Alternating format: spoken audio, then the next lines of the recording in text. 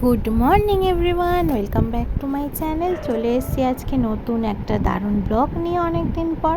তো সকাল সকাল আজকে একটু সাজুগুজু করে রেডি হয়ে নিয়েছি, কারণ আজকে একটু মার বাড়িতে আসার ছিল।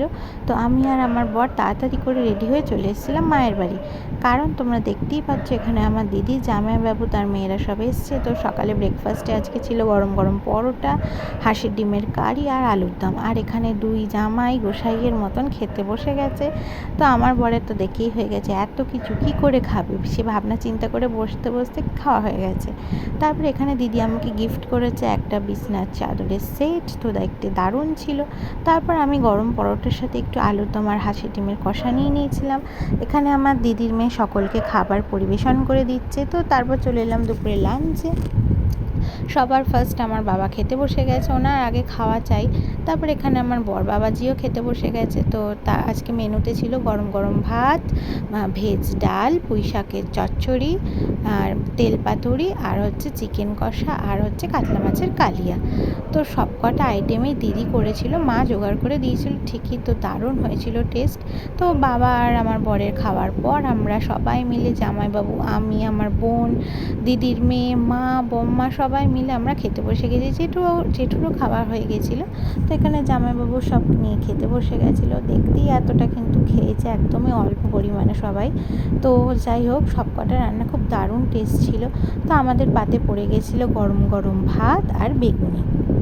তো ডাল দিয়ে গরম ভাতের বেগুনি খাওয়ার মজাটাই আলাদা। তো এখানে দিদির মেয়ে একটু হাই করে দিচ্ছিল ঢং করে, ঢঙি পিসি আমার। তো আমরা একটু এসি জ্বালিয়ে, একটু যা গরম পড়েছে একটু আরাম করে খাওয়ার চেষ্টা করছিলাম সবাই মিলে। তো প্রথমে গরম ভাতের সাথে গরম ডাল আর বেগুনি পড়ে গেছিলো, তো আমরা সকলে মিলে খাচ্ছিলাম। তারপর পড়ে গেছিলো হচ্ছে তেল পাতুরি, যেটা আমি অল্প একটু খেয়েছিলাম। আমার কাগুলো খুব একটা ভালো লাগে না, কিন্তু খুব ভালো হয়েছিল রান্নাগুলো। প্রত্যেকটা রান্নাই খুব ভালো হয়েছে, দিদি করেছে। তারপর এখানে পুঁই শাকের চচ্চড়ি আমার দিদির মেয়ের পাতে পড়ে গেছিলো, আমি যেহেতু খাই না। আর আমাদের পাতে পড়ে গেছিলো হচ্ছে মাছের কালিয়া, লাল লাল ঝাল ঝাল তেল তেলে, দারুণ ছিল ব্যাপারটা, পুরো জমে ক্ষীর হয়ে গেছিলো গরম ভাতের সাথে। তারপর এসে গেছিলো চিকেন কষা, দেখতেই পাচ্ছ কতটা পরিমাণে টেস্টি, দেখেই লাগছে টেস্টি। তো আমার পড়েছিল একটা লেগ পিস। তো তারপর সন্ধ্যের বেলা রাত্রিরে খাওয়ার আয়োজন করা হচ্ছিলো। রাত্রিরে মেনুতে ছিল মিক্সড চাউ আর চিলি চিকেন। তো এখানে তার জন্যই রান্নার সব তড়িঘড়ি করা হচ্ছিলো। গাজর, বিনস, ক্যাপসিকাম, চিলি চিকেনের জন্য সব কাটা হচ্ছিলো। চাউমিনও কিছু দেওয়ার ছিল। তো মা বসে এখানে কাটাকুটি করছিল, দিদি ওখানে চিলি চিকেন মাংসগুলোকে ফ্রাই করছিল। আর আমরা বসে একটু ল্যাদ খাচ্ছিলাম, আমি একটু হাতে হাতে বম্মার কাজ করে দিচ্ছিলাম। বম্মা তো পারে না, না, তো তার জন্য আমরা সবাই মিলে বম্মাকে হেল্প করে দিচ্ছিলাম।